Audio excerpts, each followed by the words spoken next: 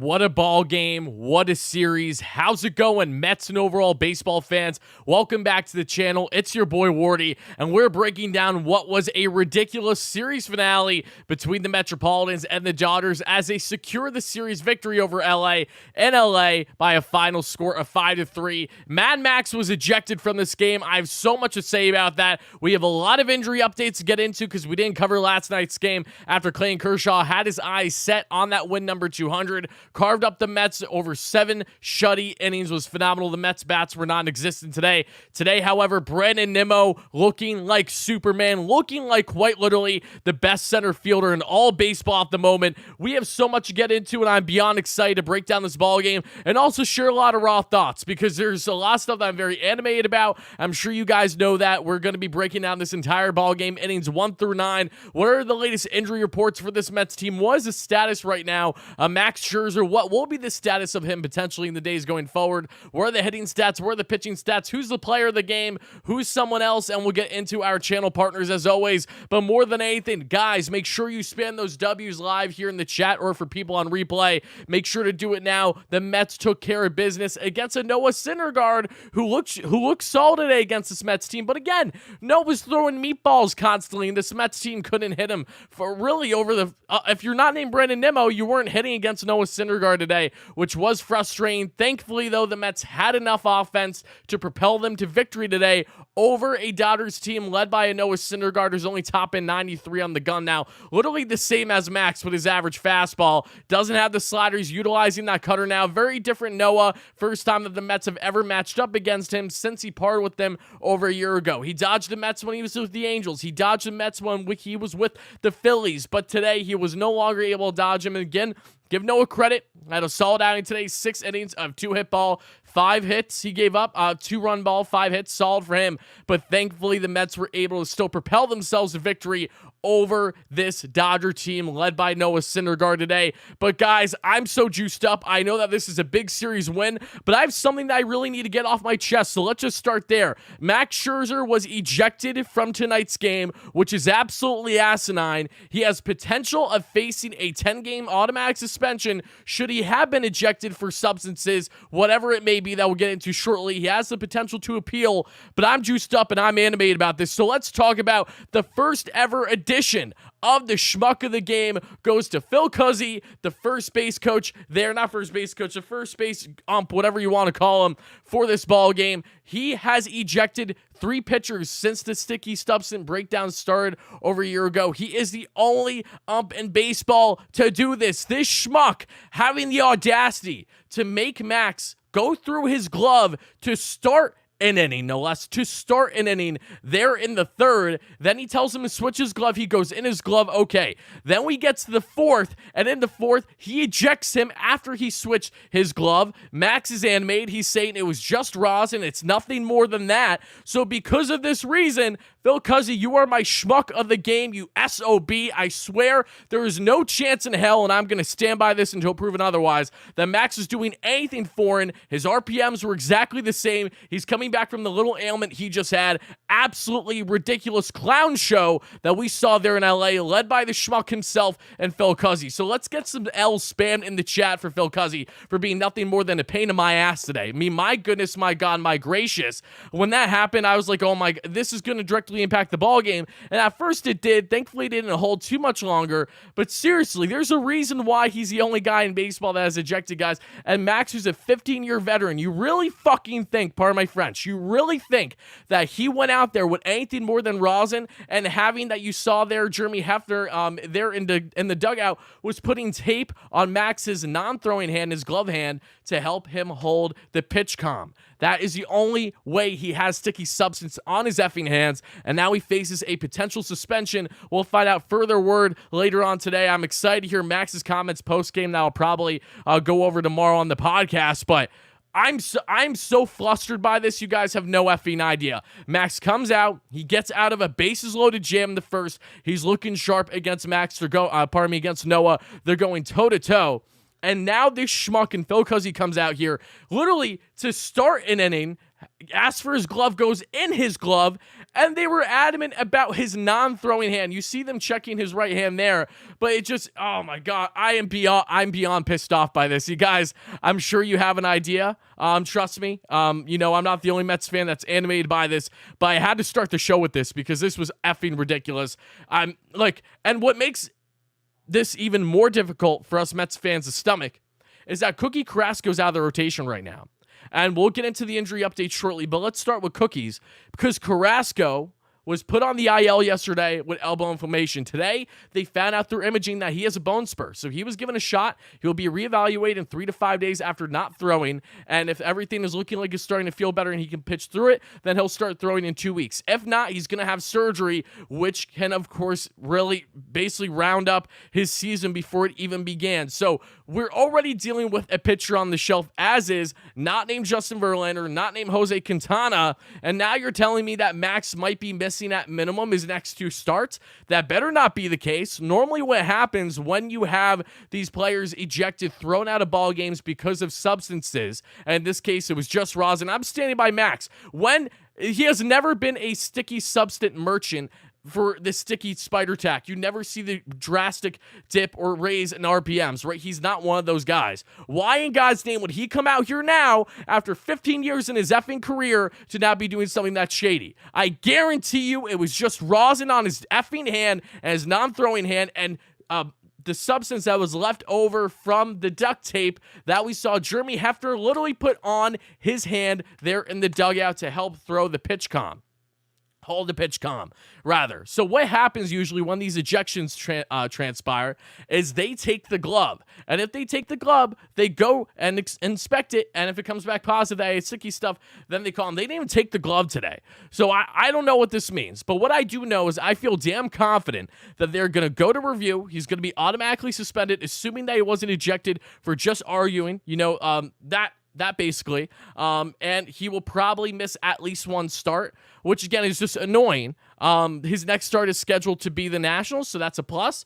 But his following start after that is expected to be against the Braves. So this is just nonsense. I'm beyond pissed off about it. I'm sorry for going on such a big rant to start the post-game show. But this was important. This was a huge impact on this game and impact on the Mets potentially for the next couple weeks, right? And Max say doesn't even win an appeal and a 10-game suspension. Then you just lost him for his next 2 starts. Okay. And now you're really digging deep into that pitching depth that is already hurt as is to try to muster some starts of guys doing spot starts or whatever. I know that the Mets sent down Denny Reyes today and they brought up who did they bring up? Either way, they sent down Denny Reyes today, and the purpose for that was to give him more reps as potentially a starter that the Mets could use if need be, because he just threw for the Mets yesterday and their loss to the Dodgers. So, again, I'm beyond pissed off by this. I'm sure you guys are too. But shout out Phil Cuzzy for being such a pain in the ass. He is your schmuck of the game. Now let's get back into breaking down this ball game, shall we? Because we got a lot to discuss, okay? Again, shout out to all you beauties in here watching live or on replay. I appreciate Marte left today's game due to neck stiffness.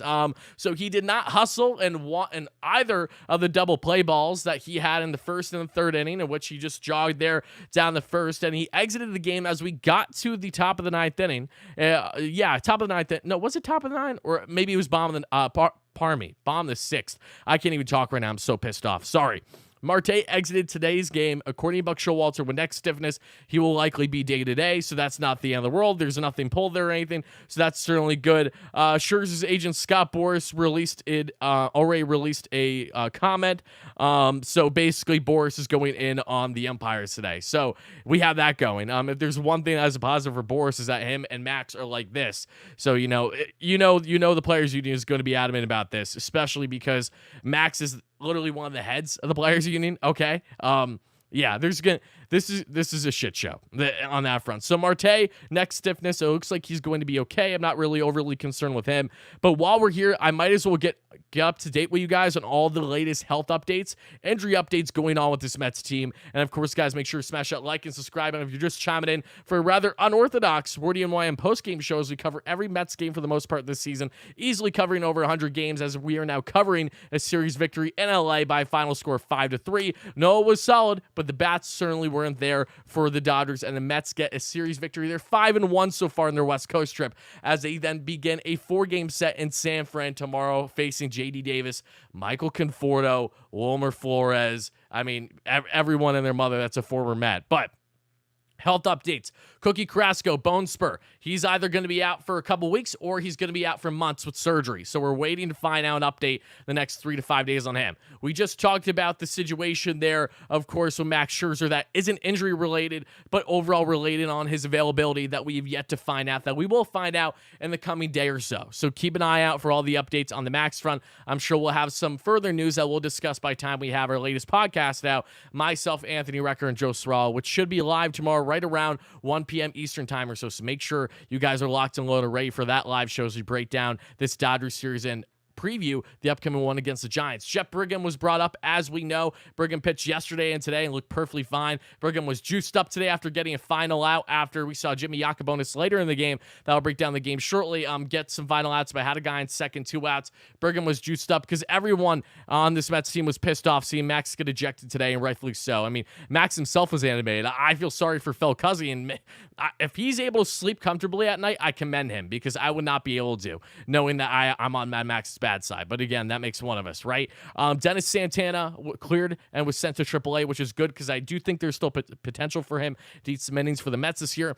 Justin Verlander, who was originally lined up to pitch in one of the final series of the month for the Mets, is now not pushed, but based on his 5-day schedule, because he has, a sim game, he has his rehab starts of 1 or 2 in AAA. The earliest that he will return to the Mets and make his season debut will be around May 3rd. That first week of May is now when we are officially eyeing Justin Verlander's return. There's no setback or anything of that nature, just based on the 5-day schedule. The Mets are going about this with, a sim game, rehab start or 2. That is what is going to lead him not returning until another week and a half at minimum. So JV will be back soon, just not yet, and that is the latest update on his front. Today, Tommy Hunter was brought back to the Metropolitans as he was coming off the IL with back spasms, if I'm not mistaken, and that's when Denny Reyes was optioned to, again, be stretched out more as a starter. Joey Lucchesi did not pitch his start that he was supposed to pitch in for the Syracuse Mets today, so this is potentially lining him up to pitch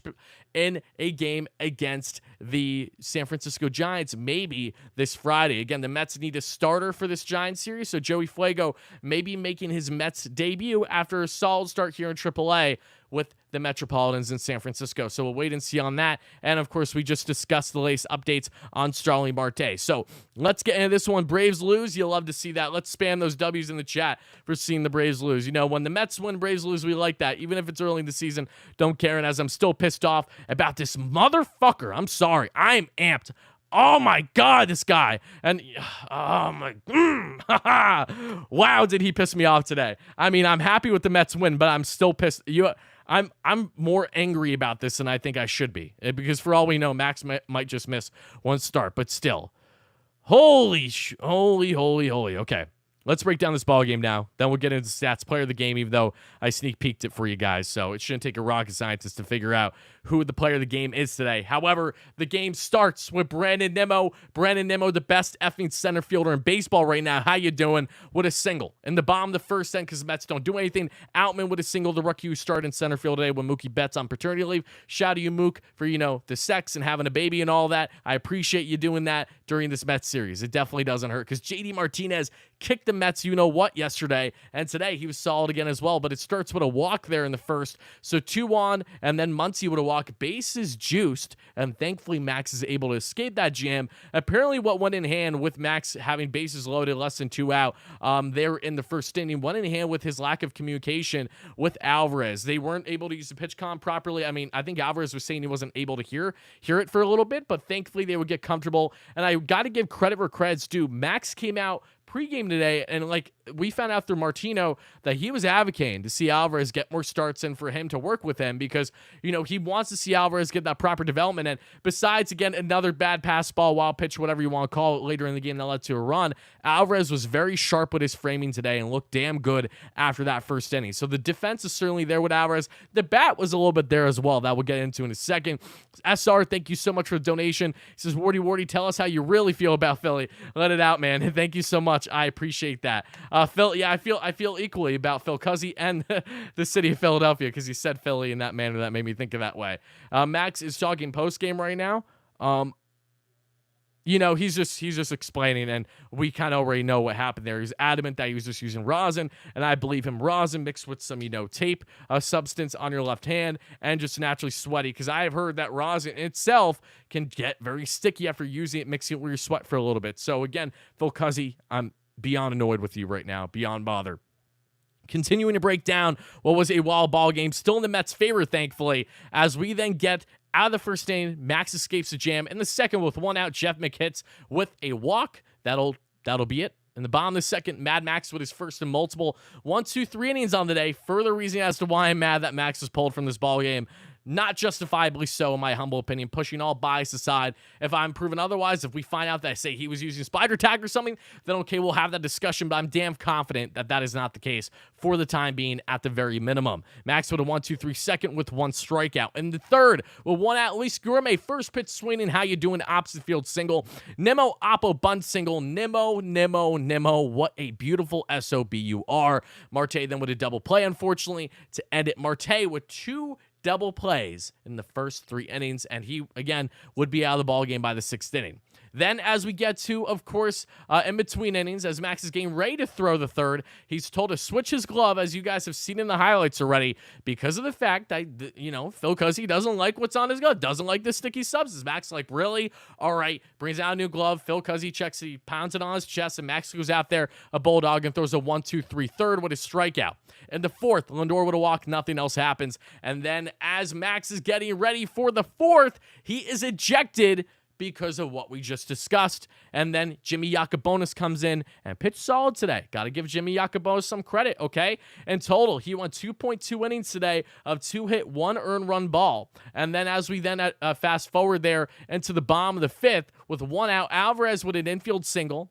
Nimmo with a 2-run ding-dong after having a single and a bunt single. I had a good feeling about Nimmo in that matchup against Thor, and he ripped that bad boy to right. And just like that, the Mets take a 2-1 lead there in the top of the 5th. In the bottom of the 5th, this is where Yacobonis' second inning comes in. A 1, 2, 3 inning there. Very nice in the 5th. And the 6th, then, Marte, as we know, is out of the game. And with 2 outs and Muncy on second base, Brigham is brought into the game with Yacobonis exiting after allowing 1 run over 2.2 innings, and he gets that final out there, which was huge. In the 7th, then, with 1 out, Brett Beatty with the walk, Alvarez with an opposite field single, Nimmo with an infield single, and that's all she wrote there. Nothing else would happen. Mets would leave bases loaded there in the 7th, because I want to say it was Canna that wasn't able to drive in a run, but he would make up for it there in the 9th inning. As we then advance to the bottom of the 7th, Drew Smith comes in. Drew Flo looking like a beauty today with a 1, 2, 3 7th. No walks, no earned runs, no hits, but 1 strikeout. In the 8th inning then, Lindor leads things off with a double to right. Alonso with a single up the middle. Love that. Tommy Pham with an RBI sac fly. And the Mets take a 3-1 lead at this point there. Or they take a 3-1 lead, but it doesn't hold true for long, because as David Robertson comes in the bottom of the 8th for the setup situation, Freddie Freeman would a walk. He reaches then second base on a wild pitch, and I know my boy Anthony Recker is not going to be too happy about discussing Alvarez's defense on that part tomorrow.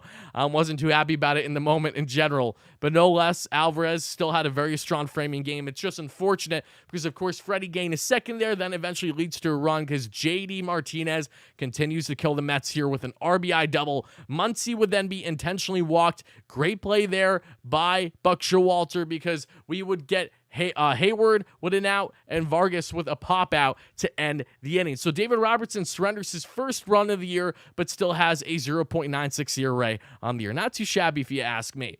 And then in the bottom of the 9th, Luis Gourmet with 1 out gets a walk. Brandon Nimmo with an opposite field single goes 5 for effing 5 today. Mark Canha right after with a 2-run double to increase the Mets lead 5-2. You love to see it. He was out trying to steal home after a pass ball, whatever happened there. He gets a little shaken up running into Shelby Miller, the pitcher, but thankfully he stayed in the game. As we get to the bottom of the 9th, Adam Ottavino there trying to get his second save of the year. He does allow a bomb to right to David Peralta, solo shot, but that's all she wrote, and the Mets win by a final score of 5-3. And Brandon Nimmo, we talked about this man so much today. That is exactly why he is the player of the game. Brandon Nimmo has looked effing phenomenal. Not only with the glove, not only with the bat, just everything about him has been exemplifying just elite center field production to start his long-term deal with the Metropolitans. You absolutely love to see this. Edward, great member, says Phil Cuzzy should be investigated. Hashtag FanDuel, hashtag Caesars, hashtag DraftKings, hashtag mortgage. I agree. That's hilarious. That's great stuff right there. But Brandon Nimmo, guys, he's easily my number one star today. I mean, how can he not? Let me know, guys, in the live chat if you agree with Brandon Nimmo as today's number one star. Give me a W in the chat if you do, and give me an L if you don't. And if you disagree, please make sure to let me know why, because Brandon Nimmo is off to quite the start this season. He's batting .349 with a .957 OPS. What a beauty. He's stealing bags, which is something that he's unaccustomed to doing usually in the past. He's having elite defense in center field, making potentially game-saving catches on an almost nightly basis right now, and the bat-to-ball skills is unbelievable. When no one else could hit a lick against the meatballs that Noah Syndergaard was throwing down the pipe and with his cutter, which has had some nice success, I'll give him that, but when no one was hitting against a guy who was anything but dominant as a pitcher at this point in his 30-year age career, Brandon Nimmo was the one guy to step up and say, hey, this guy's stuff isn't that good, and I'm going to get on base not one, not two, not three, not four, but 5 effing times. I need some water. I've been rambling like a mofo since the show started 21 minutes ago. My apologies, guys, but a lot to talk about today, too, and I'm running a little bit short on time, so we'll be going for the next 15 to 20 minutes, and then I am out of here. Like I said, podcast will be live tomorrow, too, and I'm hoping that, if not the end of next week, then definitely the start of next week, we will finally start to take some live callers, along with having more guests on the channel. I was probably going to have my buddy Joe, my co-host Joe Serralo, in the show Postgame today. The only reason why I didn't is because he was there in Dodger Stadium for the game. He was there for both wins, game 1 and 3. Should have went to yesterday's game. Maybe it would have been the good luck charm, but no less shout out to you, Joe. He got to witness 2 dubs in LA for the series victory. You love to see that.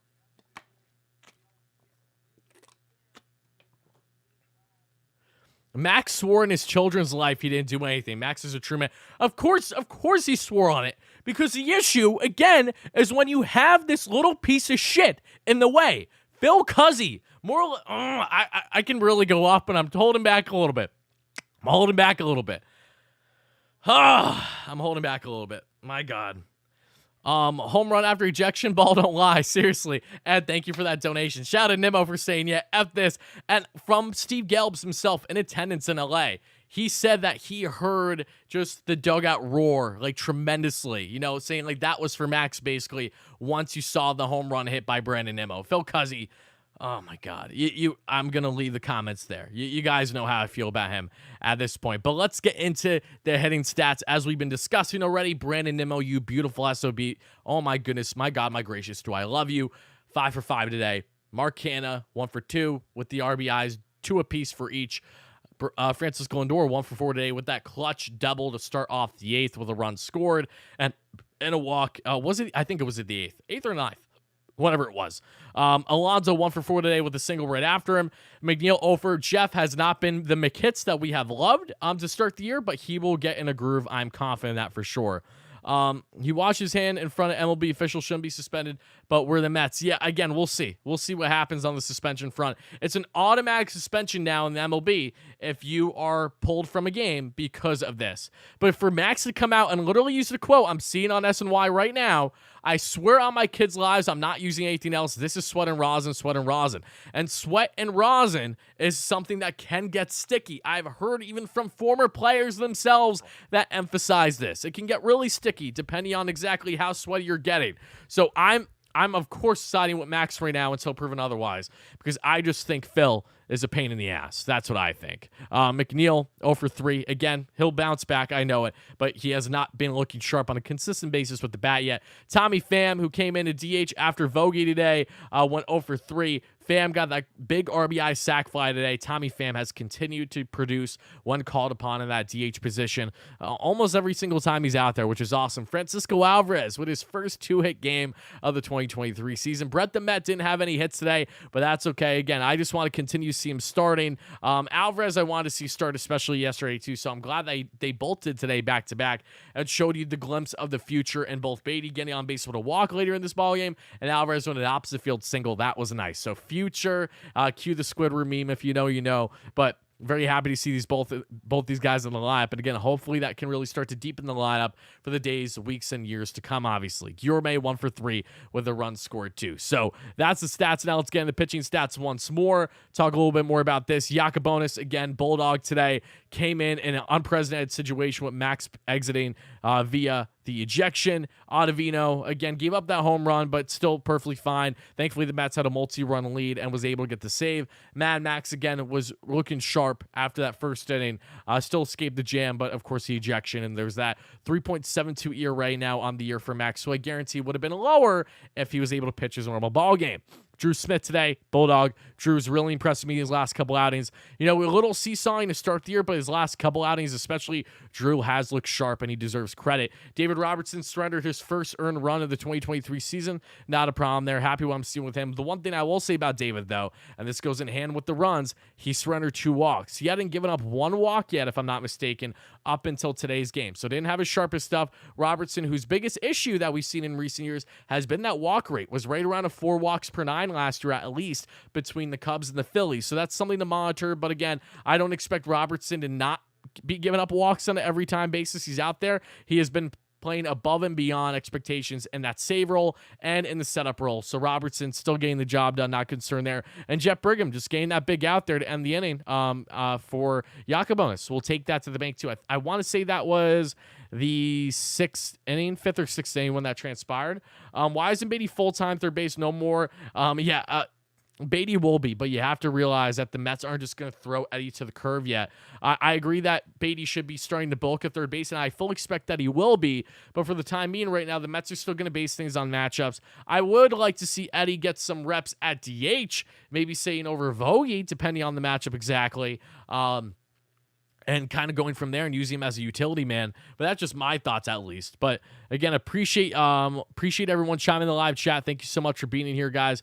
Really, really does mean a lot. Let's see. I'm looking at your comments right now, just getting up to date with all you guys. But yeah, Mets again win by a final score today of 5-3. And as we are about to advance forward in the show, I do have to let you guys all know about our awesome partner that we have here on the channel that you see right there on the graphic that is alternating, and that is going to be, yes, So Rare MLB. And for those that don't know So Rare MLB, this is the best fantasy baseball game out there. As you can see, I'm getting cooked in my current tournament because I haven't gotten enough production from Lindor and Alonso yet. I mean, I shouldn't even blame them. It's more so Yoshida has been absolutely shitting the bed for me lately, unfortunately. But guys, So Rare MLB, I've talked about it endlessly. We're going to be talking about it each week on the channel. Make sure you sign up with the link in the description down below. If you guys want to sign up, it is a game that's free of charge to play. You don't have to spend a dime if you don't want to. It's card collecting to the next level, just like building your own MLB The Show team. You draft your team with a certain amount of money that they call gems, then you can buy, sell, or trade cards for actually real dollars. And especially if you win some big exclusive cards that you can win based on how you do in tournaments that you can enter each week, 2 tournaments per week, and how your team does is based on how your players perform in real life. So for example, again, Spencer Strider, not that I want him on the team, but I want him as a free card from doing well in a tournament recently, and he gave me 38 points because the Padres can't hit a lick right now. Andrew Chafin coming out looking like a bulldog. Alonso and Lindor solid, not great though, especially Alonso, but my previous tournament when they faced Oakland, I had 80 points with Lindor, and then I'm waiting for Patrick Sandoval, who I saw was talking with Jolly, and Reed Detmers was there too for John Boy, so that was very cool today in office. But you see there, waiting for his start. Volpe hasn't done much, even though he's a stolen-base machine, and Yoshida. But you get to build your own team, and again, based on how you do in these tournaments, your rankings, you can win exclusive prizes. That can be awesome MLB merch, including jerseys. You can win game tickets to your favorite teams, like the Mets or whoever you're a fan of. And you can, of course, win exclusive cards that are upgraded cards that help give your team a better chance of winning. Or you can just sell on the market for real dollars. Like I'm about to show you guys some of these some of these cards are like pricey because you do bids same way that you would on eBay or something. Like see here, like these are real dollars people are spending. And some of these cards, look at this Cedric Mullins card because it's a super rare card. The bid is at $400+ because it's a unique NFT that is just yours. That's why people love these cards so much, because it is like card collecting while playing games at the same time. Freddie, his gold card is already at $50. And again, real dollars that you're spending. So again, if you are interested in this game, you don't have to spend a dime again, but just want to show you that you can, should you wish to really upgrade your team. Make sure to check out SoRare MLB. Link is in the description once more. And thank you guys all so much for the endless support. They have been a great partner on the channel. I love playing this game, and I promise you that I would be playing this game right now if I wasn't partnered with them. There's a reason why they're partnered with not only myself, but Jim at Ballcap Sports, Borna at Hogwash, Robbie Hyde Baseball, Draftneck Mark, Fuzzy, Daddy Debu. I mean, the list goes on and on. They are covering the entire baseball spectrum. They got Juan Soto as one of their guys. They have Joey Votto as one of their guys. They have Julio Rodriguez. I mean, they are blowing up. They're doing fantastic things. I'm so happy to have them as a partner here on the channel. But shout out to SoRare MLB once more.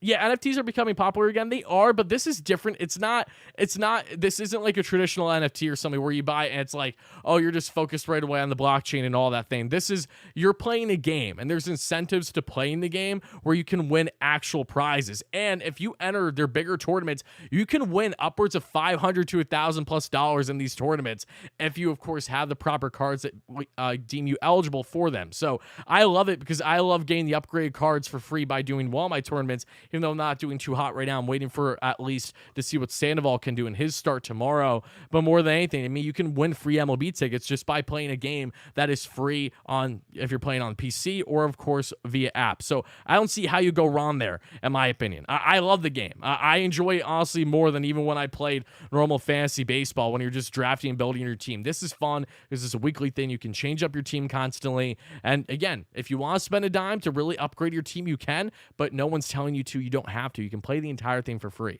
So you can't go wrong in that sense. Well, let's see this. He just doesn't get unhinged and ejected from the game, which is smart. Stay in and manage. Absolutely. The Cuzzy Clown. Yeah, we got to talk. The damn Cuzzy Clown. Oh, the amount of times I can pan back to the slide. Guys, should we make this a reoccurring thing all year long? Because I will happily do it. Should we make this a reoccurring thing where if there is something outrageous that happens in a game, we got to have a schmuck of the game? It obviously won't be every game, but when it's something like this that transpires, I feel like is warranted. Let me know in the live chat and let me know in the comments below if you agree that we should have a schmuck of the game be a reoccurring segment on the channel throughout the year. Should odd things like this happen? Let me know.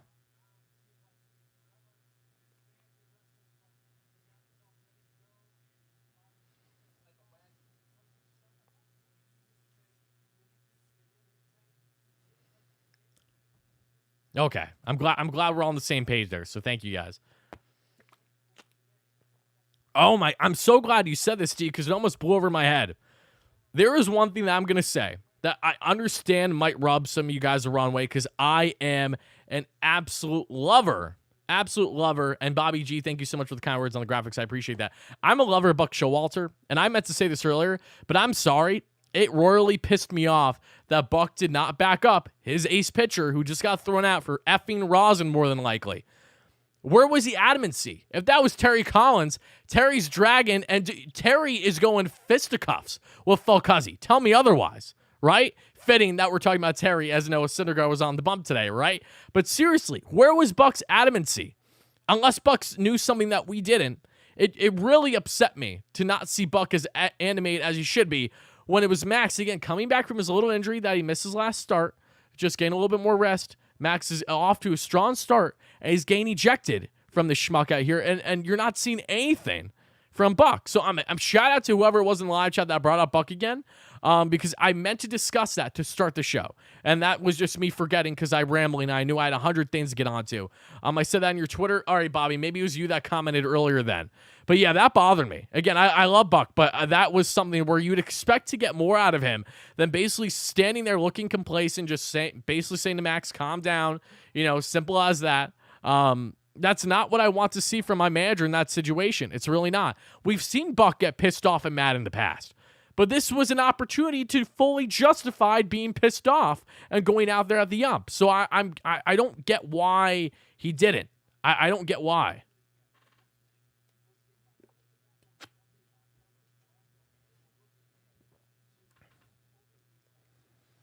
Let's see.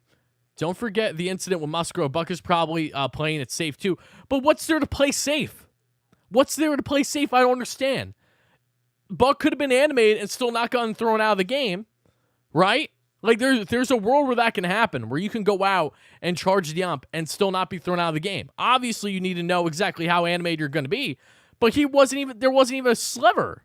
There wasn't even a sliver of that. So unless Buck knew something that none of us in the public know, and say, God forbid, he was using sticky substance, which I highly doubt, and Max is going out and putting it on his kid's name that he is not using anything more than rosin and sweat, then either that's a really effed up statement for him to make if he's lying, or he's telling the truth. Something tells me I should favor the latter, which is him telling the truth. So, Buck, again, I love you, but that was something that I was not happy to see at all. And I hope that, God forbid, if a similar situation does happen like this again, we're going to see more controversy. That's inevitably going to happen this season, right? So, when that does happen, I truly hope that we see Buck kind of step up to the plate a little bit more, because to say what he did was underwhelming is an understatement. And that is my final 2 cents on the Buck Showalter aspect of this.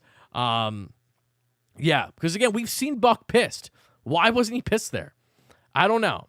I don't know. But I can understand if he didn't want to get tossed, but there's still a way to get your point across and show some emotion without going over that line.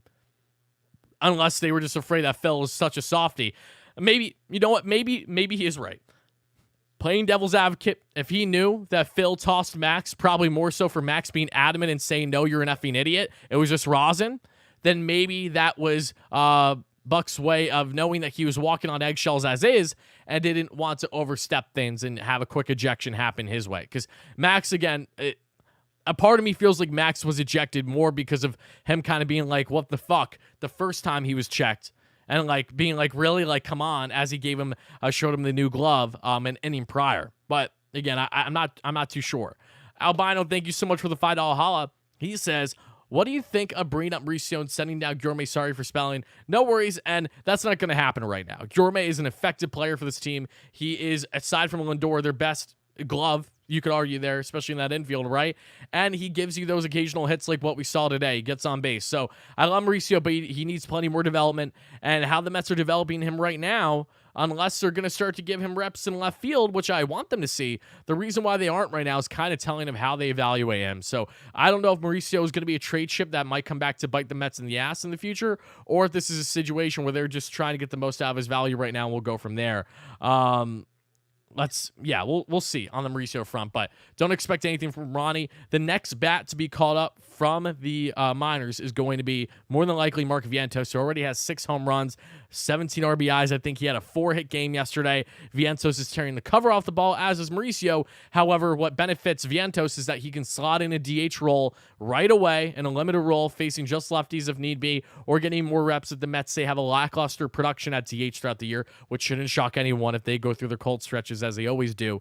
And 2, he already had reps in the MLB last year, which further helps Vientos know what to expect at the MLB level. Same thing can be said with Alvarez and Beatty. So for all those reasons, I don't expect Mauricio up anytime soon. It'll be Vientos first out of the 2, and then we'll go from there. But Ed, thank you so much for the donation. I appreciate that. He says, umps need to realize nobody is there for them. Yeah, I mean, you're telling me. Thank you so much for that donation, though. I appreciate that. But guys, with that being said, I think that is about going to wrap up the post-game show. I want to thank you all so much for watching. Live on replay really does mean a lot. Thank you for bearing with my ransom going on about the schmuck Phil Cuzzy himself. I apologize if I looked like if I took things a little bit overboard. Sometimes I have to get a little bit away from the professional Wardy and get a little bit more into the rational and irrational Wardy, I should say, when I'm really emotional. Today was one of those days with what we witnessed because of the ramifications it may have in the coming days. If we face a 10-game suspension, of course I'm going to be pissed by that. Also, shout out Michael Conforto. Saw he hit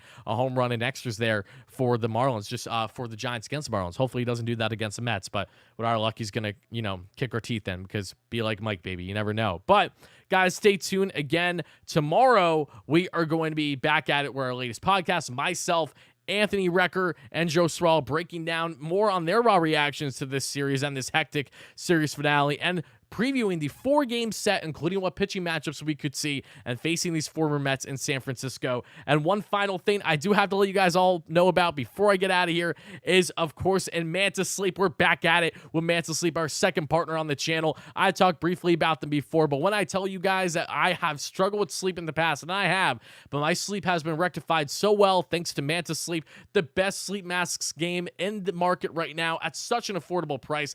This is their Sleep Mask Pro that I absolutely love, and to briefly tell you guys about Mantis Sleep that are a great partner here on the channel, they have sleep masks galore. Literally, especially with these West Coast games where I'm up till 1:30, if not 2 a.m. Eastern, I need to get a good night's sleep, and that is why I use my Sleep Mask Pro. But they also have a sound mask which has Bluetooth coming out of it, which is crazy, so unique. I've yet to get that one. I've heard great things about it. They have a silk mask, a sleep mask. They even have sleep masks that can literally give you coolant around your eyes. You can put them, cool them in the freezer, put them on, or you can even put them and heat them up and give yourself steam around your eyes. Literally the most bougie but affordable at the same time sleep masks out there on the market. That is going to be Mantis Sleep. So guys, I highly implore you, if you struggle with sleep on a night-to-night basis like I do, and you need some good shut-eye, especially after a long, dragging, or potentially agonizing late-night Mets game, either on the East or West Coast that you're watching, make sure to check out Mantis Sleep by using my promo code WARDY for 10% off. Again, that is Mantis Sleep. Use code WARDY for 10% off. I'm going to be using this bad boy tonight,